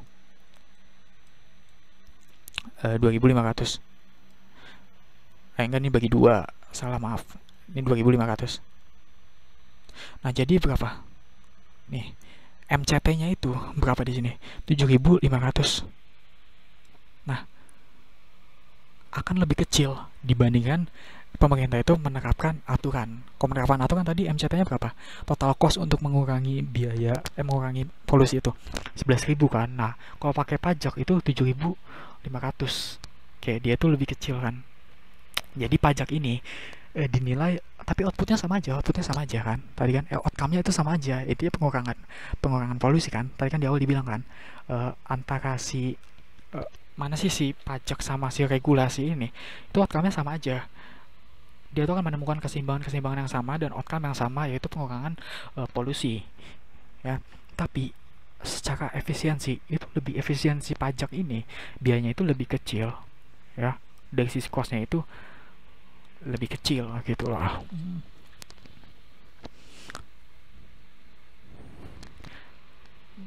Oke, gini ya, udah dari sisi pajak udah, dari regulasi udah selesai. Semoga bisa dibaca tulisannya.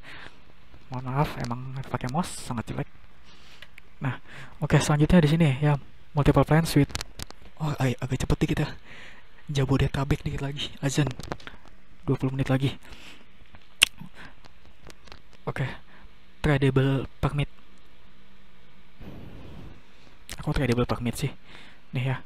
Jadi ini ada dua yang tadi kan regulasi, ada taxation ya. Nanti tadi itu contohnya itu peranannya itu kayak tadi. Nah, yang selanjutnya ini tradable permit. Nah, tradable permit ini kayak lebih fleksibel lagi ya. Jadi misal nih, tiap perusahaan disuruh oleh pemerintah untuk mengurangi 100 ya. Ini perusahaan A, ini 100. Perusahaan B juga diberi mandat oleh pemerintah itu untuk mengurangi 100. Tadi totalnya 200 kan yang harus dikurangi kan polusinya kan. Nah, dia ini bisa tukar nih, bisa membeli permit, bisa membeli amanat ya. Pokoknya bisa membeli permit lah, bisa membeli permit yang ditetapkan oleh pemerintah. Nah, mereka ini bisa nego-nego nih, saling nego nih. Jadi bisa tukar nih, si A jadi bisa dibeli permitnya untuk mengurangi polusi sebesar sekian gitu loh. Jadi misal alhamdulillah. Jadi misal si A ini ngejual ke B ya, ini jual. Nah, si B ini beli ya, enggak usah deh. Jadi si B ini beli ya, otomatis ya, si A ngejual, si B beli, B beli. Nah, si B ini ngebeli ya kan, permitnya itu dibeli tadi. Nah, jadi si B ini dibeli ya, betul. Jadi A ini dia itu akan mengurangi sebesar 150 polusinya. Jadi ini 150. Misal dibelinya itu 50 ya, 50. Nah, A ini ngejual permitnya ke B ya. Mau nggak sih, gua aja sini yang gituin, yang ngurangin polusi gitu loh. Ya udah, akhirnya si A ini dia itu harus mengurangi kebijakan harus mengurangi polusi sebesar 150. Sedangkan si B ini karena tadi udah berpindah ya, jadi dia itu cuma beli 50, cuma harus mengurangi sebesar 50. Jadi kewajibannya itu intinya di tradable permit ini, kewajibannya itu salah satu ini berkurang ya. Jadi fleksibel gitu loh, bisa ditukar-tukar gitu, bisa di trading gitu.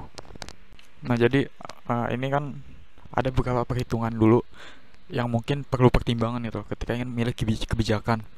Jadi pemerintah pengen tapin kebijakan nih, tapi ada beberapa perhitungan yang perlu dipertimbangkan lagi. Karena apa? Karena ini loh, adanya uncertainty, ketidakpastian about cost-nya, dari ketidakpastian cost dari reduction-nya, pengurangan emisinya tadi ya, pengurangan polusi atau pengurangan daripada eksternalitas itu. Nah, ini grafiknya kayak gini. Nah, yang pertama di sini ini kasusnya adalah global warming. Nah, global warming ini kurva SMB-nya, social marginal benefit-nya, dia itu gini, dia itu lebih flat, lebih landai. Kenapa? Karena si global warming ini kan merupakan proses akumulasi kan dari zaman dulu banget sampai zaman sekarang. Jadi prosesnya tuh lama gitu loh. Makanya kurva SMB-nya ini seperti ini gini. Kurva marginal damage ya, dari dampak yang ditimbulkannya marginal damage ini itu kayak dampak lah, semacam dampak gitu akibat adanya global warming itu. Makanya kurvanya seperti ini ya, lebih landai, itu lebih flat. Kalau bahasa Inggrisnya flat di sini. Nah, terus jadi dalam mengambil kebijakan ya kan, pemerintah mengira-ngira gitu loh, berapa sih cost-nya, yaitu di sini di MC1. Ini perkiraan pemerintah nih, cost-nya sekian. Nah, nanti ketemu nih titik di sini. Nah, yang dimana ini merupakan mandat yang direncanakan pemerintah, yang diperkirakan oleh pemerintah. Jadi cost-nya itu sebesar segini gitu. Ini dalam hal regulasi ya. Dalam hal regulasi itu gitu. Jadi pemerintah netapin cost-nya sebesar sekian segini ya, buat mengurangi efek dari global warming ini, buat mengurangi emisi tersebut. Pemerintah menetapkan regulasi cost-nya sebesar sekian. Nah, ini segini, sehingga nanti akan pengurangan polusinya itu akan sampai titik sini ya. Nah, ternyata pada kenyataannya ini dia naik MC-nya, marginal cost-nya naik nih. Tadinya perkiraannya cuma segini, ternyata pada kenyataannya itu segini, sehingga membentuk garis MC2 di sini. Nah, terus muncul titik perpotongan yang baru, yaitu di titik sini. Nah, muncul perpotongan titik baru di titik sini. Nah, ini tuh yang aktualnya ya. Kenyataannya seperti ini. Nah, ini yang direncanakan pemerintah, ini yang aktualnya. Sehingga akan muncul sehingga terjadi ini R2 di sini ya. Reduction-nya itu, pengurangan polusinya itu cuma sampai sebesar R2 ini aja. Jadi ini yang terjadi apa? Ini over reduction gitu. Nah, di pikiran pemerintah segini, ternyata aktualnya itu cuma segini gitu. Sehingga nanti akan muncul DWL ini, Deadweight Loss, yang segitiganya sebesar ini akibat adanya regulasi. Nah, terus pemerintah juga bisa netapin aturan berupa pajak di sini ya, sebesar C ini untuk cost-nya. Ini tax, pajak sebesar ini, sehingga akan muncul ini titik sini, perpotongan yang sini, yang titik E ini ya, titik E ini. Nah, aktualnya itu segini, tapi ketika ada pajak itu akan terjadi segini, R3. Artinya apa? Dia itu under reduction kan, lebih dikit gitu, lebih dikit yang kurangin dibanding dengan aktualnya ketika ada pajak gitu. Tapi nah, terus muncul nih DWL juga di pajak ini, ketika nerapin kebijakan pajak muncul DWL segini ya. Ini DWL segini. Nah, artinya apa? Nah, di sini pajak itu lebih efisien karena DWL-nya itu lebih kecil dibandingkan dengan ketika kita menerapkan regulasi. Ini regulasi. Nah, ini itu karena pajak. Karena DWL-nya dia lebih kecil, berarti ketika netapin pajak itu dia itu lebih efisien. Cost-nya itu, biayanya itu lebih kecil dibandingkan dengan ketika netapin regulasi gitu. Nah, terus yang selanjutnya di sini nuclear leakage. Nah, nuclear leakage ini kebocoran nuklir ya. Nah, dia itu yang tadi marginal damage-nya, kurva marginal damage-nya itu dia curam gini, steep. Karena apa ya? Karena nuclear leakage itu efeknya itu bisa dengan segera kelihatan gitu loh. Beda sama global warming tadi, dia itu butuh kayak akumulasi gitu dari zaman dulu banget sampai sekarang. Nah, baru berasa efeknya sekarang gitu. Kalau nuclear leakage ini cepet, lebih cepet lah. Nah, sama kayak tadi, ini kurvanya kan ya untuk nuclear leakage. Nah, terus nih MC1 nya biaya yang diperkirakan pemerintah ini sama aja. Sini untuk mengurangi reduksi tadi. Nanti kita ketemu titik sini. Nah, ini merupakan yang dimandatkan oleh pemerintah. Pengurangannya itu sebesar segini gitu loh. Nah, ternyata cost-nya itu ya, dari MC1 dia naik nih ke MC2. Kenyataannya itu nggak segini loh, nggak sesuai sama yang direncanakan pemerintah. Jadi kenyataannya itu ya sebesar MC2 ini. Jadi kita dapat garis ini MC2 yang baru. Nah, kita dapat titik perpotongan di sini ya, nih ke bawah sini. Nah, sehingga reduction-nya itu cuma sebesar segini. Artinya apa? Di sini over reduction sama. Nah, akibat adanya regulasi, ini regulasi ya tadi Mas ya, yang ini regulasi di awal. Akibat adanya regulasi, maka akan munculkan DWL, yaitu sebesar segini. Ini DWL-nya. Akibat adanya regulasi. Ini regulasi. Ini DWL regulasi. Nah, selanjutnya ketika pemerintah netapin pajak ya sebesar C2 di sini, nah akan muncul ini titik potongan yang baru yaitu di sini di titik E. Nah, sehingga akan dapat reduction itu R3. Jadi aktualnya itu segini kan. Ketika ada pajak itu ternyata malah segini. Jadinya apa? Dia itu under reduction kan. Nah, jadi dalam hal ini ya dia itu juga menciptakan DWL nih. Adanya pajak itu menciptakan DWL yang segini, sebesar ini gitu loh, segede ini. Nah, jadi apa? Kalau dalam kasus nuclear leakage, regulasi lebih menguntungkan kan, karena DWL-nya dia lebih kecil gitu. Nah, terus jadi sebenarnya itu tergantung ya, pemerintah itu mau netapin pakai aturan regulasi atau pakai pajak, tergantung tujuannya itu apa. Kalau misalnya tujuannya pengurangan emisi ya, berarti pakai regulasi ini lebih baik. Kenapa? Karena tadi dia itu ini di sini nih, dia posisinya di sini kan, lebih banyak gitu loh reductionnya, pengurangan polusinya itu lebih banyak lah, seperti itu. Karena di dalam ini ya, di dalam regulasi ini berapapun costnya ya, nih ini kan costnya kan mahal kan, dia itu costnya sampai C1 sini loh, lebih tinggi di sini costnya, sampai kalau di titik potong itu sampai sini nih, di atas ini. Jadi dia itu berapapun costnya, selama tujuannya itu tercapai, selama reductionnya itu berkurang sebesar sesuai target, ya udah pemerintah. Makanya pemerintah itu netapin aturan regulasi. Kalau misalnya kita mau apa sih tujuannya itu pengurangan emisi, itu regulasi ini lebih baik gitu loh.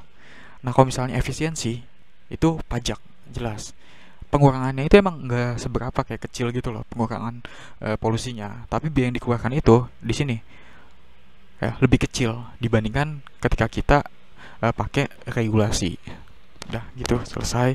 Oke, sekian dulu untuk pertemuan 2 chapter 5 eksternalitas ya. Nanti next kita akan bahas public goods di pertemuan 3 nanti. Oke, sekian. Wassalamualaikum warahmatullahi wabarakatuh.